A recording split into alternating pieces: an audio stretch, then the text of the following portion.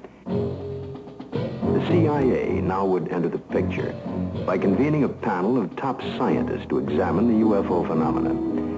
The CIA's concern was that recent waves of sightings might constitute a threat to our national security. The thinking was that the enemy could exploit UFOs as a decoy in the preparation for an attack on the United States. 5 outstanding scientists and various Air Force and CIA representatives were to meet on Wednesday, January 14th, 1953.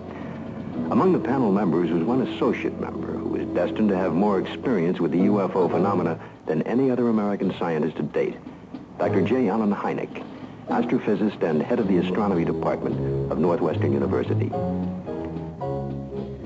I was called into the meeting on Thursday. The panel members were seated around this table. It was a rather somber and impressive occasion, actually. I was a junior member, and I remember feeling considerably nervous and apprehensive about being in front of this powerhouse of scientists. But then for the past 4 years, I had been scientific advisor to the U.S. Air Force on this very problem. There were 2 films that were of particular interest to the panel at that time.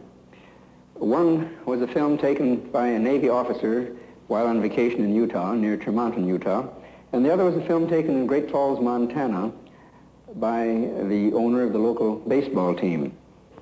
The Utah film had already been subjected to some 1,000 or so man-hours of analysis by the Navy's Photographic Interpretation Laboratory.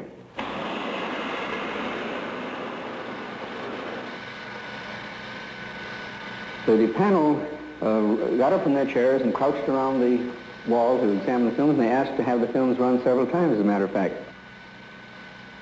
Now, the Navy had, on the basis of their detailed analysis of the Utah films, they had concluded that the objects shown in the films could not be birds, balloons, aircraft, and so forth, but indeed that they were self-luminous, unidentified objects.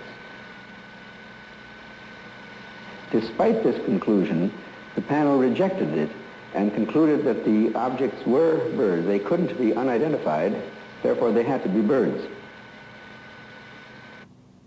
I came away from the meeting and from the room with the distinct feeling, however, that the panel had deliberately moved to debunk the whole subject and not to give it the serious scientific attention which it deserved.